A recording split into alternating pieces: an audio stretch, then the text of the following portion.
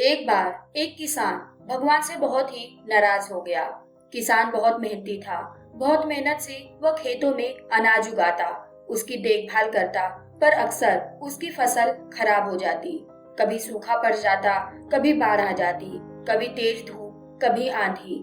कोई न कोई कारण बन ही जाता कि उसकी फसल खराब हो जाती।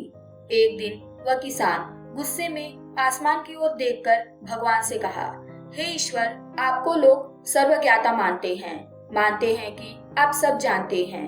कहते हैं कि आपके इच्छा के बिना एक पत्ता भी नहीं हिलता, पर मुझे तो लगता है आप छोटी से छोटी बात भी नहीं जानते। आपको तो ये भी नहीं पता कि खेती बाड़ी कैसे करते हैं।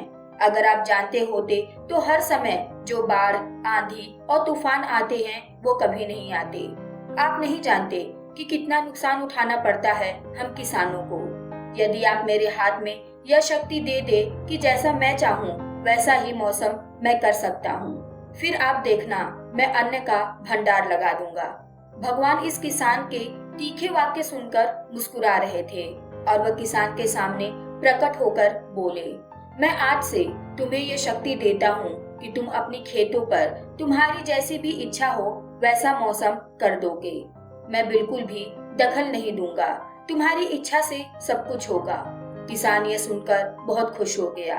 किसान ने गेहूं की फसल अपनी खेतों में बोई। जब उसे लगा कि खेतों को धूप चाहिए तो खेतों को धूप मिल गया। जब पानी बरसना चाहा तो पानी बरसा दिया। आंधी, तूफान, बाढ़ कुछ भी अपने खेतों पर आने नहीं दिया। किसान के खेत में इस वर्ष ऐसी फसल हुई जैसे कभी नहीं हुई थी। हरी भरी लहलहाती फसल को देखकर मन ही मन वो बहुत खुश हो गया और सोचने लगा, अब सबूत के साथ दिखाऊंगा भगवान को कि इसे कहते हैं शक्ति का सही उपयोग। मेरी सफलता देखकर उन्हें अपने नियम जरूर बदलने पड़ेंगे। कुछ दिन गुजरे, फसल काटने को तैयार हो गए। किसान बहुत उत्सुकता के साथ फसल को काटने लगा, पर जैसे ही उसकी नजर गेहूं के बालियों पर गया तो उसने अपना सिर पीट लिया और वो जोर जोर से चिल्लाकर रोने लगा। गेहूं की एक भी बाली के अंदर गेहूं का दाना नहीं था। सारी बालियां अंदर से खाली थी। किसान बहुत दुखी हो गया। उसने भगवान को रोते हुए फिर से पुकारा, हे प्रभु, तुमने ये मेरे साथ क्या किया? तुमने मुझे किस बात की सजा दी? भगवान बोले, पुत्र, ये तो होना ही था। तुमने पौधों को संघर्ष करने का मौका ही कहाँ दिया।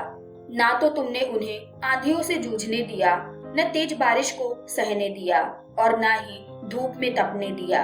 एक भी चुनौती का सामना तुमने उन्हें करने नहीं दिया, इसलिए सारे पौधे अंदर से खोखले रह गए। जब आंधी, तूफान, तेज बारिश और धूप पड़ती है तभी ये पौधे अपने अस्तित्व को पहचानने के लिए संघर्ष करते हैं और इसी संघर्ष से एक बल पैदा होता है जिसमें शक्ति होती है, ऊर्जा होती है।